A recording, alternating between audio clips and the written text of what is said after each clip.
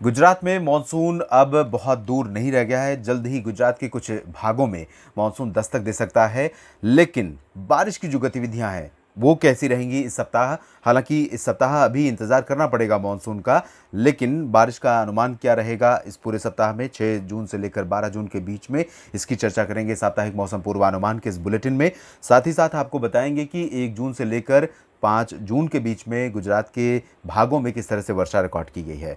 पूर्वी क्षेत्रों में यानी जो गुजरात रीजन है, इन भागों में सामान्य से 30% अधिक वर्षा रिकॉर्ड की गई है, जबकि जो सौराष्ट्र और कच्छ का क्षेत्र है, इन भागों में सामान्य से 80% कम वर्षा दर्ज की गई है। आमतौर पर इस दौरान 5-6 मिलीमीटर के आसपास वर्षा होती है, जबकि 1 मिलीमीटर के आसपास वर्षा रिकॉर्ड की गई है। और आपको अगर मानसून की बात करें कि मानसून कब तक गुजरात में दस्तक देता है, तो आप यहाँ देख सकते हैं गुजरात का ये रीजन है और इन भागों में जो गुजरात मानसून के आगमन की समय सीमा है, ये दक्षिण और पूर्वी क्षेत्रों में आप देख सकते हैं 15 जून को आमतौर पर गुजरात के दक्षिणी इलाकों में कुछ स्थानों पर मानसून दस्तक दे देता है। और इसके बाद अगले स्टेप में 15 से 20 जून के बीच में ये सौराष्ट्र के तमाम क्षेत्रों को कवर करते हुए और पूर्वी क्षेत्रों को तमाम क्षेत्रों को कवर करते हुए, जिसमें आणंद से लेकर सूरत, वलसाड़, नवसारी से लेकर गांधीनगर, अहमदाबाद तक के क्षेत्र शामिल हैं। बड़ौदा भी पार कर जाता है और उसके बाद कुछ इलाकों का इंतज़ार बना रहता है। 25 जून तक पूरा होता है, उसके बाद 30 जून तक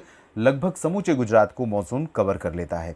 तो बहुत लंबा समय नहीं है, गुजरात में जल्द ही मानसून दस्तक दे देगा दक्षिणी भागों में, और उसके बाद कुछ ही दिनों में 15 से 20 दिनों के भीतर ये समूचे क्षेत्रों को कवर कर सकता है, ऐसी संभावना है। क्योंकि नॉर्मल पेस से ज़्यादा गति से आगे बढ़ रहा है।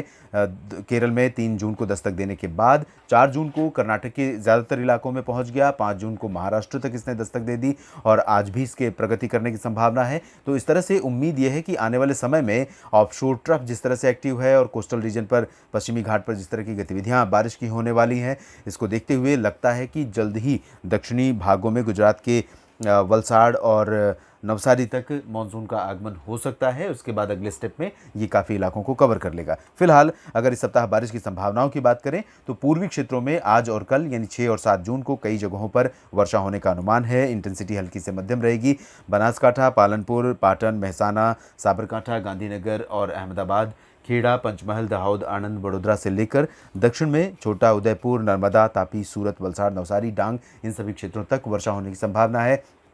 हल्की से मध्यम वर्षा होगी अगले 2 दिनों के दौरान। उसके बाद 2 दिनों के बाद 8 जून से अनुमान है कि सौराष्ट्र और कच्छ के क्षेत्रों में वर्षा की गतिविधियां बढ़ जाएंगी। अरब सागर से हवाओं का जो फ्लो है वो काफ़ी एक्टिव हो जाएगा और इसी वजह से यहाँ जो कोस्टल रीजन है, भावनगर, अमरेली, गिर सोमनाथ, वेरावल, जूनागढ़, पोरबंदर, देवभूमि द्वारका और जामनगर, राजकोट, इन इलाकों में वर्षा की गतिविधियां शुरू हो जाएंगी।